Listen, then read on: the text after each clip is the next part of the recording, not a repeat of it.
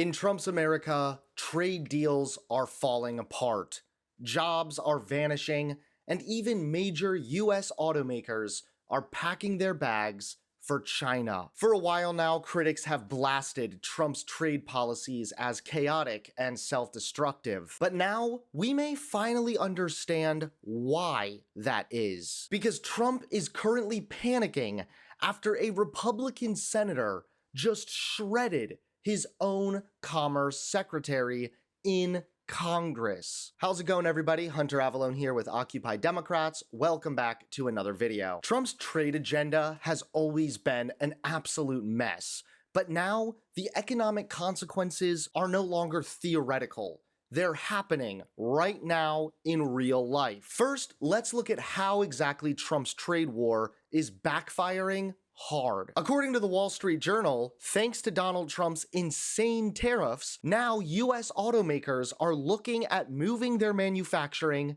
to China. Ideas under review currently include producing electric motors in Chinese factories or shipping made in America voters to China to have magnets installed.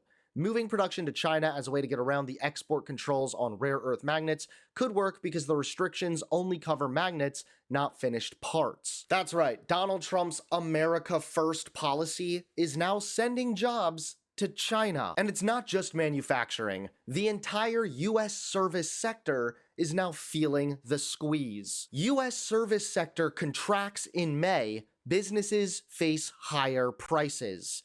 That's right, Donald Trump is destroying the economy, all while promising to make America great again. The US services sector contracted for the first time in nearly a year in May, while businesses paid higher prices for inputs. A reminder that the economy remains in danger of experiencing a period of very slow growth and high inflation.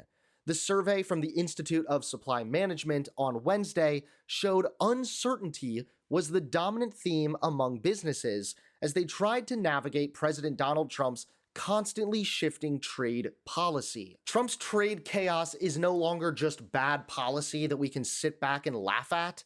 It's causing measurable economic damage across the board. Private sector job growth slowed in May, declining to the lowest level seen in 2 years. The private sector added only 37,000 jobs during the month of May, a figure that was down from the revised total of 60,000 jobs added in April. Trump, of course, is already lashing out and blaming the Fed for this, when in reality, he has no one to blame but himself. He has started this trade war, and now he's struggling to finish it. And now we finally understand why Donald Trump's trade policies are so disastrous.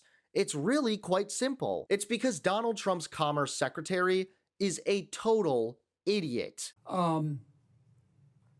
If Vietnam, for example, came to you tomorrow and said, okay, Mr. Secretary, you win. We're going to remove all tariffs and all trade barriers. Would the United States please do the same? Would you accept that deal? Absolutely not. Okay. Absolutely not. That would be the silliest thing we could do. Why is that?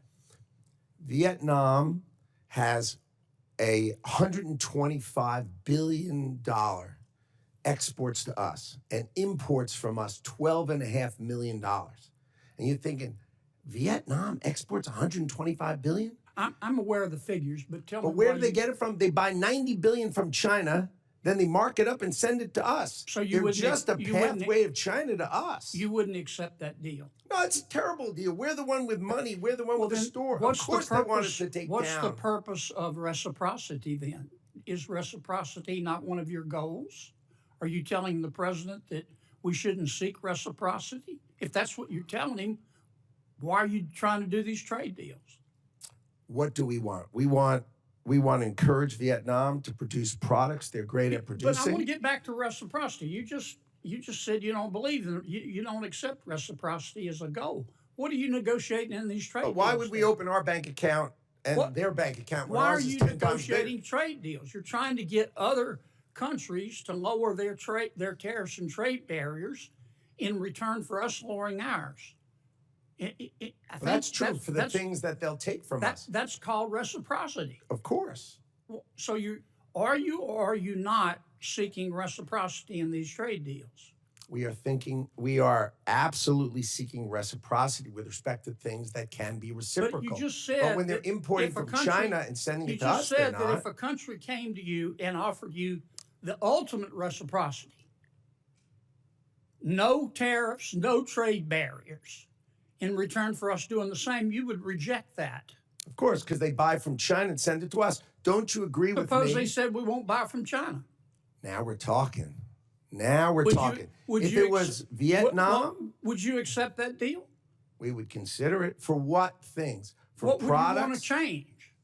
Well, there are certain products we want to reshore. We don't want other people making them. We want to make pharmaceuticals here. All right. We need to protect our. Trump's commerce team is not protecting American jobs. They're torching them. This isn't just about one bad answer during a hearing. It's about a collapsing economic strategy built on confusion, ego, and zero accountability. Trump's trade war is failing. The economy is suffering. And now even his own party is sounding the alarm. Because if this is who's in charge, we're all paying the price.